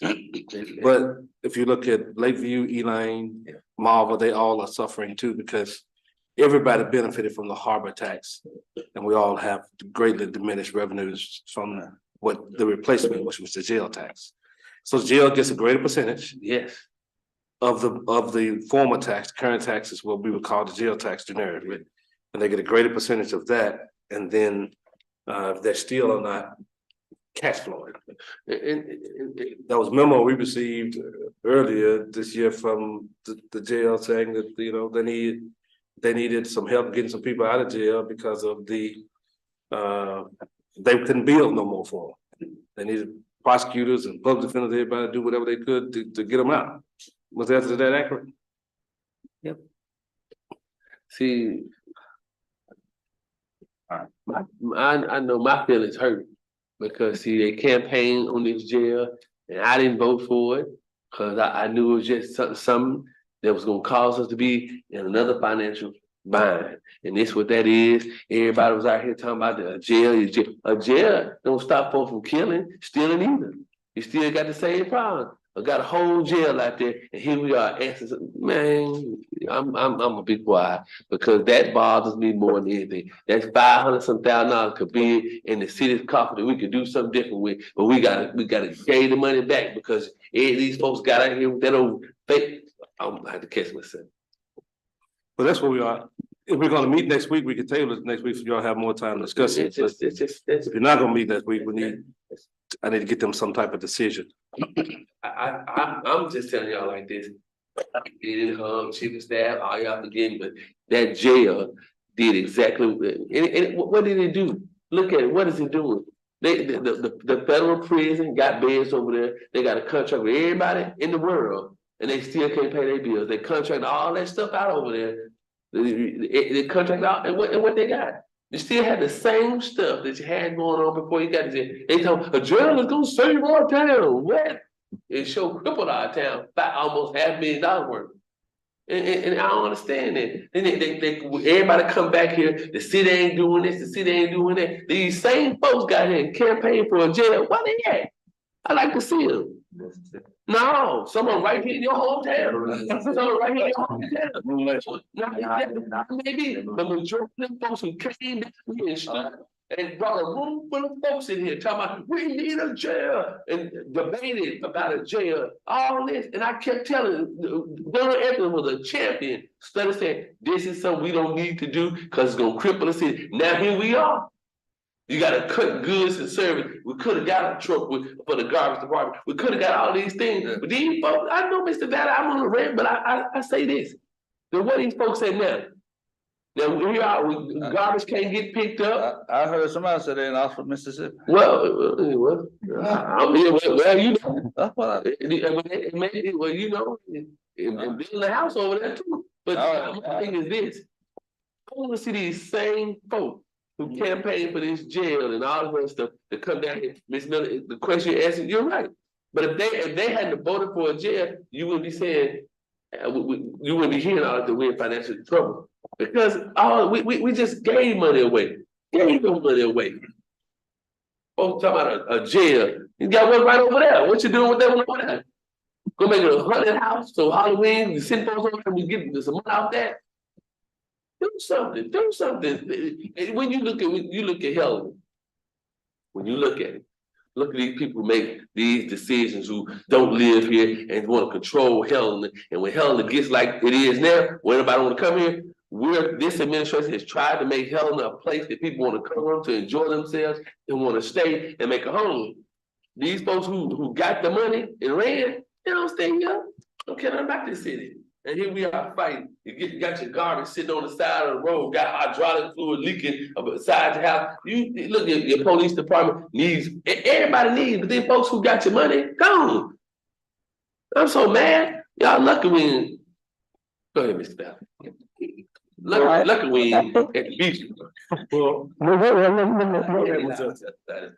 I would like to, when we start having our budget workshops, as I'm hearing this from Mr. Banner, I think there are some things that we can do to, that, you know, just also having my head right now, unrefined thoughts. There are some ways we may be able to reduce the jail costs. And I'll just share those thoughts when we have our budget workshops, and I think it should go under the police department. I think we can get some assistance there and maybe some other ways that we can cut the jail costs. Because it's not going anywhere. So we may as well attack the end that we can attack, and that is how can we reduce it from our end? And so I have some things I'll put to paper. I'll need some numbers, but and I'm not generally in favor of spending money to save money, but I think there's a couple of ways that we can spend some money to save some money on this jail. Yes. Excuse me for all that. I just don't like the fact that we could have had some money, and we could have had money to do other things with, and now every time you turn around, we asking for money. We're going up on rates because the water department got some issues going on. That $500,000 could have helped offset a lot. And these people in this community got to understand that when you vote for something, it has consequences. Now here we are, we begging. We're a first class city. Here we are begging. They're talking about cutting services because we lost money. But ain't nobody, and that bothers me. That I gotta cut across the field to cut this to make sure we have this when we gave you gave your money tree away. And I'm mad because I hate that we in a string like this. We're in a string because folks was misled. Oh, you vote for this jail, this gonna give us that, and we still got the same crime. And they can't get nobody to come to I'm sorry. Go ahead, Mr. Allen. I don't know, my feelings hurt. I just have one household question. We're meeting next week, so if they need an answer, we can put it on the agenda next week, and we'll meet next week. We got a meeting scheduled. It hadn't been unscheduled. It's a regular meeting. All right. Well, I'd had rumblings on this end that we may not be meeting. That's why I'm asking to make sure for clarity. That's all. I'm here whenever they say be here. Okay, fine. I'll tell them to be tabled to next week. We could move to the next issue. Okay. All right, the water department audit is found on page 37. I don't know if there was anything that needed to be addressed out of that. What's the city treasurer? What's page 37 in the packet? That's where it starts. Well, I mean, I've only read the findings. There are only 2 findings. So you guys can review them at your leisure. We had finding number 1. What page you on? I'm on page 58. Page 58? Yes. All right. Okay, so it says condition, the entity does not have enough employees to provide for appropriate segregation of duties necessary for effective internal controls. The criteria is the segregation of duties provides for independent review and approval of all transactions at various stages of the transaction process. Adequate segregation of duties is an essential part of effective internal control structure. The effect is inadequate segregation of duties reduces the entity's control over financial reporting, processing of transactions, and safeguarding of assets. The recommendation was that the mayor and council should review all transactions and accounting records in order to compensate for the limited number of employees. And our response was that additional employees for the purpose of improving internal controls would not be cost beneficial. Currently, management supervises all employees and the council reviews all financial records. Now, this first finding is something that's typical across all cities and water departments. They used to put this in the city's water and the city's audits, but they don't do that anymore. But it was almost like boilerplate information. Nobody has enough, unless you're somebody like Little Rock, North Little Rock, or someplace like that, has enough employees to where you can hire enough to adequately segregate duties. It's just one of those things. So I'm pretty sure virtually every water department has that finding. And the second one was, the condition, all bank accounts should be reconciled to the general ledger on a monthly basis.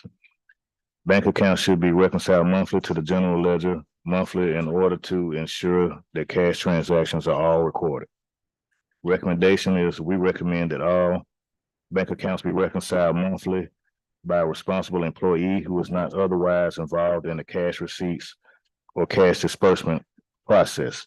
The reconciliation should be also reviewed by management. And our response was management will implement the reconciliation process as soon as possible. Now, we had a situation where we were behind, we had lost an employee, and so we were a few months behind in the bank reconciliation, so we caught up on all of that. And so, but the state law says that you have to do it on a monthly basis, so this is where this finding is. And so those are the only two water department findings. Anybody have any questions regarding those? I was going to point out the accounts payable on page 53. Okay. That's what I'm about to ask about. Note I on page 53. Oh, okay. But it's not a finding. I realize it's not a finding. The accounts, you want me to read it? Yes, sir. Okay, accounts payable includes $1,005,163 payable to the city of Helena-West Helena. This payable represents sanitation fees collected by Helena-West Helena Water System to be paid to the city of Helena-West Helena.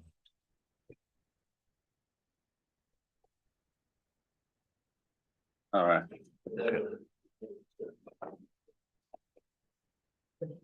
And so, any questions regarding the water department 2022 audit? Chief of Staff, I'm trying to get my numbers right. I was asking the previous years that you had presented for the water audit, were they total 3.5 million through 2000? I think it was closer to 3 million.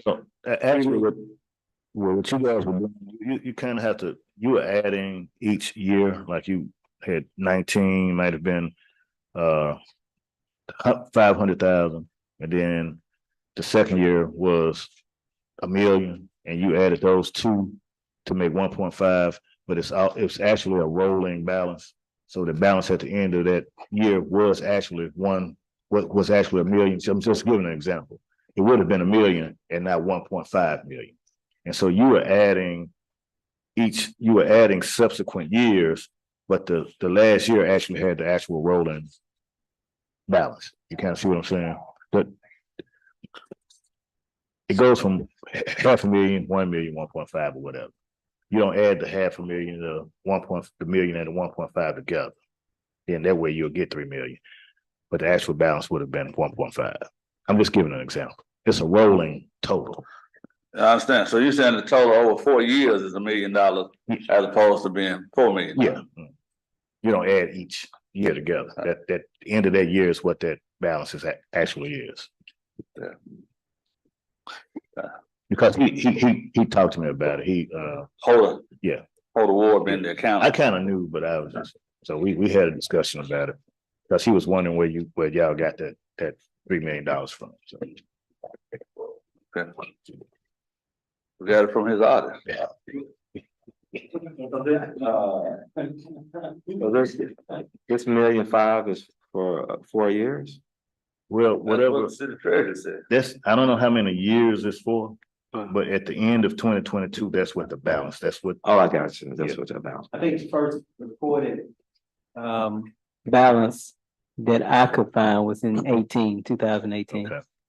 So since 2018, I guess what he's saying is this water department has owed the city general fund some amount of money, and each year it grows and grows and grows. He And at detailed. the end of 2022, it was $1 million. So as of now, it's in water owed city general $1 million. Yep. When can we get that payment? We took $600,000. So we raise the rates. They're still insufficient. All right, if we could skip down to item 8A D, 2D, landfill rate change. And if you look at beginning of page 60, I think there's a little letter the landfill staff has put together at the direction of the administration. What we're asking you all to approve is a rate increase for our tonnage in the landfill. What you may not know is that we can only raise rates at the landfill based on the contract that we entered into with the Solid Waste Management District. And almost 5 years ago, the contract was entered into that said the rate should be $35 a ton through July the 1st, 2021, and then increased to $40 a ton. We have not gone to the $40 a ton, and over that period of time, we would have collected nearly $500,000 more had we gone to that amount.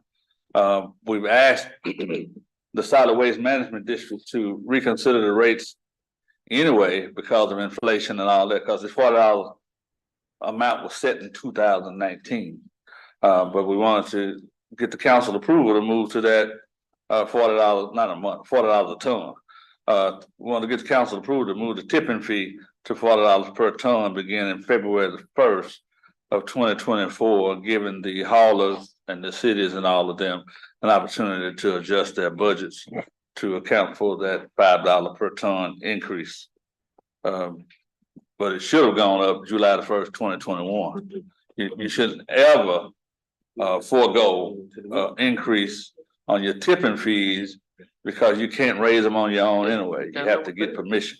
They have to do a study. They have to check to see if they believe you're spending your money appropriately, if you're operating your landfill appropriately, if your roads are good, you got the equipment, you got the staff, and you got the licenses and the permits and all of that stuff, which is what we're about to go through over the next 6 months. Because this contract ends December the 31st, 2023, but we've extended it, or the board extended it to June 30th, 2024 to give them opportunity to do this review of the Helena-West landfill and the West Memphis landfill, which West Memphis landfill is being privately managed by Republic, I believe, Waste Services. But anyway, they're going to review those to see what the rates ought to be based on current conditions. But we need to be getting this $5 a month, $5 a ton. Matter of fact, we pay $5 a ton, $2.50 a ton to the Solid Waste Management District, $2.50 a ton to the state of Arkansas and Department of Environmental Quality.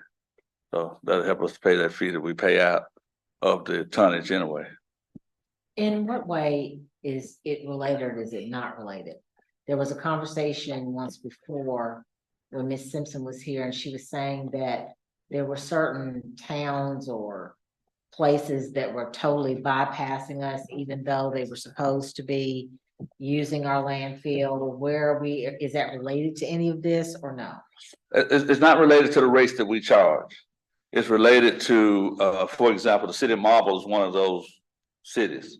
The mayor of the city of Marble says that in their contract, they agree with their hauler that the hauler could take the waste to the landfill in Hazen. For some reason, it's more convenient to the hauler. The Solid Waste Management District passed a regulation consistent with state law allowing them to do that says all waste in Lee, Phillips, and St. Francis County is to be brought to our landfill. So Marble would be out of line in not bringing their waste to our landfill. But what the lawyer said at the last 2 meetings at Solid Waste Management District is that the regulation was not promulgated consistent with the Arkansas Administrative Procedures Act, and so they were afraid to enforce it in court because there might be an opportunity for them to lose the case and cause all kinds of other problems. So they're going through promulgating that rule again. So basically, they had a rule we couldn't enforce. As a matter of fact, the last administration paid a big bill in law firm in Little Rock, $25,000 to pursue that waste, and they didn't file a lawsuit. And I think this rule promulgation issue may have been part of the reason they did not pursue that. So once they get the new rule promulgated, and of course Marvel will have an opportunity at its next contract to take that out. They shouldn't have entered into that type of contract anyway, but they did. They did that with the same person who's our county judge now, who entered into that contract, knowing that the waste should have come to West Harlem. Because you only have, I think they said 26 landfills in the state of Arkansas. It's a few landfills in the state. And so they're heavily regulated and they direct the trash so that the landfills can be successful because they're very expensive to operate. They're more expensive to close. So they want you to keep them open. Because once you close them, you got to do post-closure, monitoring and all of that, and there's no revenue source. So it's kind of hung out there where the city or the state got to take care of those concerns. But Marble was one of them. We do not do roll-offs. The city doesn't. We have some private people who do roll-offs. Many of them go to our landfill, but we don't know where all of them go because we're not regulating roll-offs. And that's one of the things, once we get our sanitation going, perhaps the city council can be presented a plan from the sanitation department to get into the roll-off business because the trash is exclusively the cities to pick up in the city limits. So if Walmart has a roll-off and we are in the roll-off business, we have to pick it up. But right now, because we don't offer roll-offs, they hire whoever they want and they take it wherever they decide. So that's another way we may be losing some. And then, your border cities could be a problem. A Hughes or somebody that, West Memphis is 15 miles and West Harlem 45. So you may lose some of those on the outskirts, but it just depends on who's hauling their waste. But we've been getting Mariana fairly consistent. Forest City in St. Francis County has been into some, for lack of a better word, trickery. They come when they want to. They'll say that, last time we came, your road wasn't good or something of that sort. And when they weren't coming on dry, sunny days. Matter of fact, we sent Freedom of Information Act requests to West Memphis to figure out who was dumping in West Memphis, such that we would have that for our own knowledge. And then once those requests went out, they never answered them. But the trash started coming from St. Francis County and Forest City. It's two different entities. The county picks up waste and the city of Forest City picks up waste in Forest City. And so they come. We have a pretty good contract with the federal prison, which we've gone through it with the help of the city treasurer getting all that straightened out. We have to have some special unique identification number to bill them. And I think they owe us about $63,000 right now, but they're getting ready to pay us. But they bring waste from the federal prison. I think they come twice, maybe 3 times a day. So they bring quite a bit of waste to our landfill. We used to actively try to recruit people to bring trash here from out of state. Are we still continuing those efforts? We haven't been doing that because we're probably at our capacity right now in terms of what we can handle with our equipment status being what it is. From day to day, different pieces is not functioning. Which when we get to the budget workshop, we'll talk more specifically about all these parts. But we got some equipment concerns, yeah, and some staffing capacity issues too. But what we want you to do, the contract is here, and you don't necessarily have to do it tonight. I always tell you that, and I mean it when I say it. We do need to do it in time to give people some notice such that they can raise their rates. But I think we need to go to the $40 rate based on the contractual agreement, and the whole thing is included here for you. The piece that I want you to look at specifically is on page 66. It's paragraph 4.1, the tipping fee. But the whole contract is there for your observation and review. Now, what they told us at the last meeting was they had a concern that the mayor in 2018 might not even sign the contract to continue doing business with the solid waste management district. Now, what the issue was, I don't know. They didn't explain it, but that should never be a concern either, because that's our source of the waste with this contract agreement with everybody.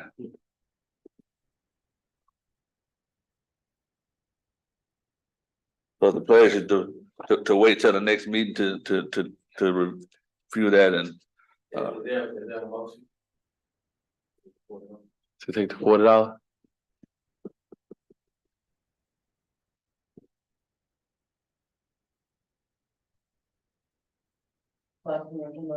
Ms. Harris makes a motion to move the tipping fee up to $40. Is there a second? Second. Mr. Anthony seconds the motion. Any discussion? Madam Clerk, would you please? Wait, and that $40 comes from where? The people bring the trash. Oh, bringing the trash. Oh, yeah. Yeah, and we as a city, which is one of the things that the solid waste management district has a concern about, we don't pay the tipping fee directly. We issued a $10 million bond to keep the landfill open. That's attached to our 2-cent sales tax that costs us $40,000 to $60,000 a month. I don't know the exact number, but it's been taken out of the sales tax to pay the bond that reopened the landfill in 2006, I think it was. We first started with a revenue bond, and then we rolled that revenue bond over onto the tax the next year. We did 2 bonds, 2 years back to back. It's about $750,000 a year in principal and interest. That's one of the things I mention ever so often about the city doesn't have that $750,000 in city sales tax that we could be using. It's going to pay the landfill bond. It's around $735, $750, somewhere in that range. We have possibly 8 years left on it. Got to 2034. 11 years. Yeah, and so that's why we don't pay a tipping fee, but we're paying more than we would pay in tipping fee if you look at our waste. So we do track the amount of waste we take into the landfill, because we do pay the $5 fee per ton to the external people. Yeah. Madam Clerk, will you call the roll for? Ms. Harris, Yes. Mr. Etherly, Yes. Ms. Miller, Yes. Dr. Miller. Yeah. 4 yes. You said effective date of February 1st? Yes. So she can give notice to all the haulers and send a letter out to everybody on that. Now we're down to the sanitation. We got a report on equipment status. That's item 8A, 3A. And that's what I put on the desk that Mr. Etherly made reference to. I'm gonna try to run through this real quickly, and Mr. Collins can correct me if I'm messing it up. But you got front and back page. This is not numbered. This is what I just handed to you after the hearings. But truck number 29, you may know is the small truck. They call it the handicap route truck. Basically, I believe it has come to the end of its work cycle. I think that's what Mr. Collins is trying to tell you. It's very hazardous to drive, even for the employees. One employee out due to inhaling fumes that continually come back inside the truck. Needs a motor replaced at $14,905 plus labor being at least $7,000 before taxes. They suggested get another one, but it's up to the council. In here, they included some of the parts that wasn't in the $14,950. They got the motor in this packet. We got another package showing some a filter that's $1,400, a cooler that's $1,400. And then they had these pictures I think were more salient than anything. We got 2 one-on-one pictures showing this engine. One of them is showing oil being pushed back out of the dipstick. That's the pressure from the bottom of the motor pushing it up. It says likely to throw a rod if you continue to use it. And then there's white smoke indicates smoke coming out of the engine is in the other photo. This is the truck that you have to spray ether into it to even start it. Once or twice a week, it quits somewhere on the side of the road, and we have to go and get it. And it's most notable when it's not running. We can't do the small streets because you don't recommend you take the big trucks down the small streets because they're hard to turn around. A new truck like this one we had presented to you all earlier this year was about $160,000. We had proposed to buy 2 one-ton trucks with the machine you can put on the back of it at about $80,000 a piece, where you can get 2 trucks for about the same as one new truck that was small and designed for waste collection like that one. Then just as a report, we got truck number 30 and that truck number 29 is a 2016 model. Truck number 30 is a FEL, that's his front end loader. That's a commercial truck, picks up trash like at the school or McDonald's or Wendy's or those various businesses. We recently put an oil pump in it. We spent approximately $10,000 repairing it already, and we'll spend another $5,000 to get an axle repaired on truck number 30. There's another truck just like 30, number 33. It's in Memphis for repairs. We're waiting on an estimate from the company, and it's got two problems. There's a cylinder. The cylinder is the thing that uses the hydraulic fluid to move the parts. This particular cylinder pushes the waste out of the back of the truck at the landfill so you can dump it. And it's out. It's a 3-part cylinder, and there's an axle where the wheels moving in a way that they shouldn't be moving. So that's at Truck Pro in Memphis to be repaired. That's also a commercial front end loader. Going backwards to truck number 32, that's the newest truck that we have. Matter of fact, people on Facebook got it wrong. They said that we had a brand new truck in the Christmas parade from the sanitation department, but the truck had been washed and the wheels had armor on them. But it was truck number 32. It's not a brand new truck. But it's a 2021 truck, and we've been sending it back and forth to Scruggs for repairs, and we spent $10,000 on it to get those repairs done, but it's still in service. And we probably spent more than $10,000 on that truck with all the welding and stuff they've done. Truck number 55. So 32 is a residential truck, but the arm that goes out and picks it up. So is truck number 55. Truck number 55 is probably the end of its life cycle. It has major issues. It said it does not want to go backwards or uphill. It will not go in reverse hardly, but it definitely will not climb a hill. So we take it on the flat routes, like on the numbered streets in West Helena, or if you get over the levee on one side or the other, you can do those, but you can't do Stonebrook, Waverly Woods, Highland Park, any of those areas that are hilly. Military Road, you bring the truck up there, you're gonna leave it. It ain't gonna, it won't make it. So it won't downshift, so sometimes they drive it all day in third gear. It's got transmission problems and unsure the cost of repairing, but the transmission was repaired last year, the year before, by the former administration on truck number 55. And there was another truck. So truck number 55 was a 2015 model. There's another truck out there on the yard, a 2014 model, that's in worse shape. It's not running. And we've been, I hate to use the word robbing, but we've been taking parts off of it to keep 55 doing the little that 55 is doing. So that was just a kind of an update on the status of the sanitation department trucks. You may have noticed that the street department guys were picking up commercial trash with the knuckle boom trucks. And that's because both of the front end loaders were down, probably a week and a half, almost 2. But we did finally get truck number 30 up. We got it up and it ran for a day and a belt broke. And so back down for 2 days while we can get that repaired, because these trucks are big and heavy and hard to work on, and we're working on them outside because you don't have the capacity to put them inside of a building or anything of that sort.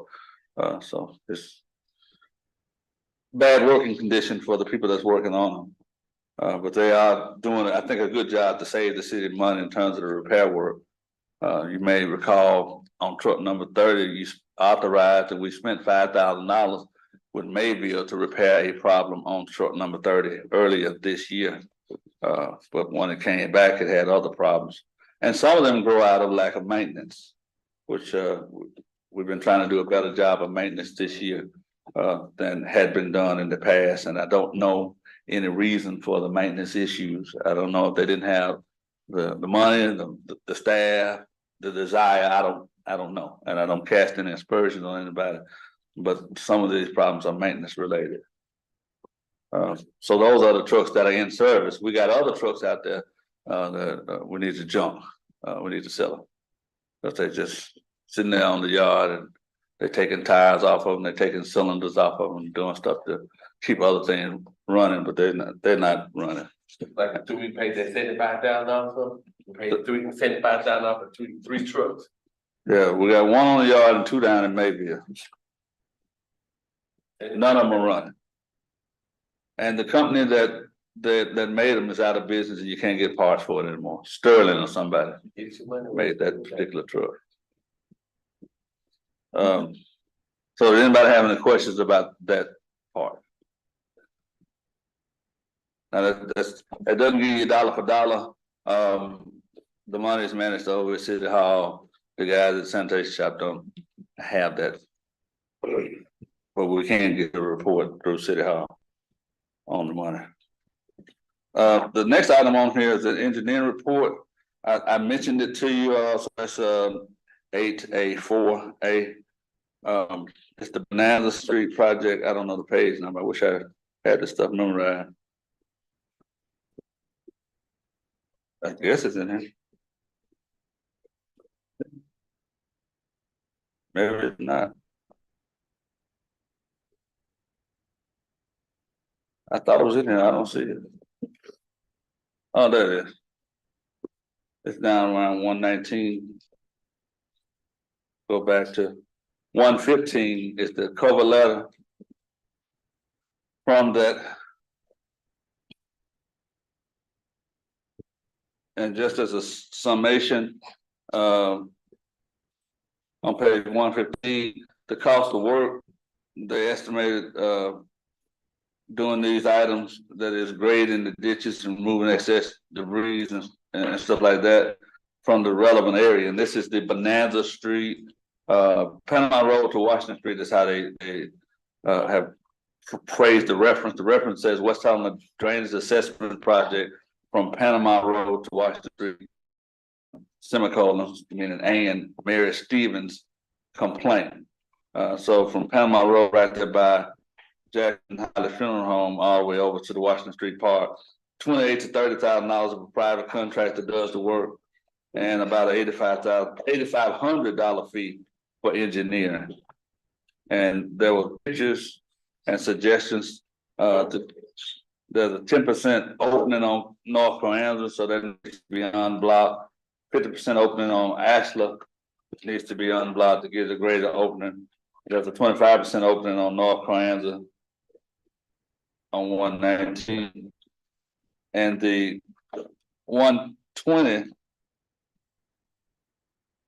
and 121, they're the same picture. I thought that one was upside down, one right side up, but it's just kind of showing the lay of the land and that the topography, it doesn't change much in terms of the grade. So it's hard to get the water through there at any rate. It is not very different. I don't know if there's a 9.4 down to 6.6. And what that necessarily means. But it's in color in the packet that we submitted online. You can probably see it a little bit better. And then Ms. Mary Stevens brought an estimate. The engineer did not issue an opinion on this part. From Ms. Stevens sent a proposal for the repair of her building at $39,764. But there's been no discussion as to what responsibility, if any, the city has for that.